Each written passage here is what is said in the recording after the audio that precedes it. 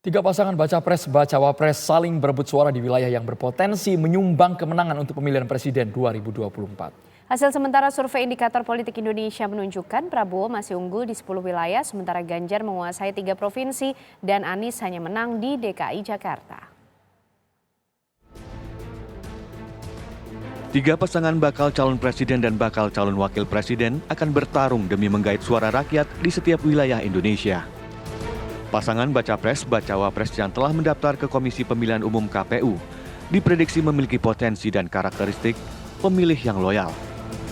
Baik itu pasangan Anies Baswedan Muhaimin Iskandar, Ganjar Pranowo Mahfud MD dan Prabowo Subianto Raka Buming Raka. Survei Indikator Politik Indonesia merilis elektabilitas tiga pasangan calon presiden berdasarkan sebaran dukungan di 10 wilayah. Baca pres yang diusung Koalisi Indonesia Maju Prabowo Subianto mendominasi dengan kemenangan di 6 wilayah sekaligus, yakni Sumatera, Sumatera Utara, Sumatera Selatan, Lampung, Banten, dan Jawa Barat. Sementara Ganjar Pranowo hanya unggul di 3 provinsi, yakni DIY, Jawa Tengah, dan Jawa Timur. Pun Anies Baswedan berada di urutan buncit dengan mengantongi kemenangan di DKI Jakarta saja. Mengalami tren positif di Sumatera, Mas Ganjar trennya turun, Mas Anies juga demikian. Tapi tren penurunan Pak Ganjar selupnya lebih besar ya. Sejak beberapa bulan lalu Banten sudah diambil alih, awalnya Anies, sekarang udah penguasanya Prabowo Subianto. Sementara Mas Ganjar dibanding Juni ada tren kenaikan dari 14,9 jadi 25%. DKI Jakarta penguasanya masih Mas Anies tapi trennya stagnan. Sementara Pak Prabowo meskipun tertinggal di peringkat ketiga tapi trennya positif. Kemudian untuk wilayah Jawa Barat, ya Jawa Barat demikian. Pak Prabowo ada kenaikan dibanding bulan lalu ya, tetapi kenaikannya hanya 3%. Mas Anies juga naik, Mas Ganjar turun. Jateng DIY ini gabungan 2 provinsi, hasilnya demikian. Mas Ganjar masih unggul jauh. Gencarnya sosialisasi tim Prabowo Subianto di media menjadikan salah satu faktor yang membuat baca pres yang diusung Koalisi Indonesia Maju ini melejit. Selain itu, faktor penilaian berdasarkan persentase masyarakat sebagai pemilih Jokowi dan melihat arah dukungan presiden ke figur tertentu.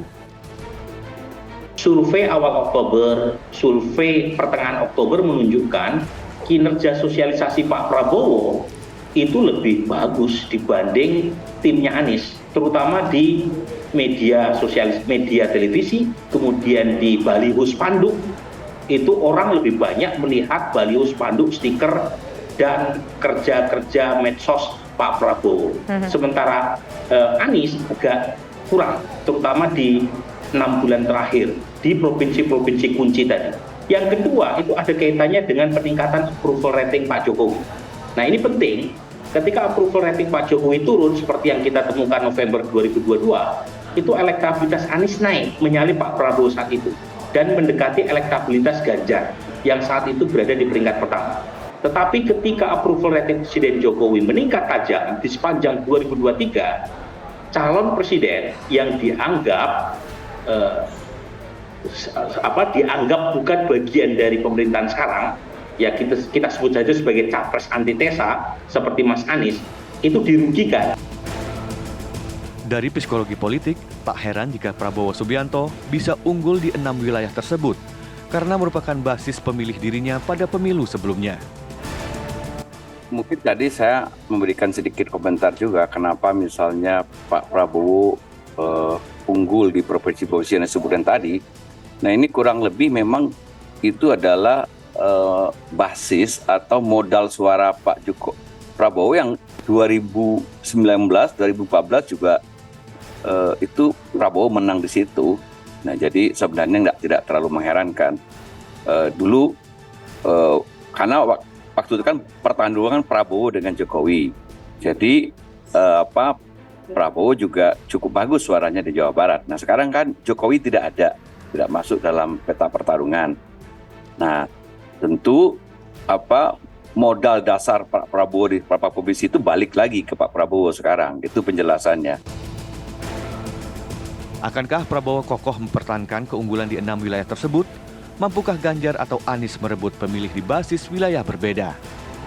Tim TV One mengabarkan.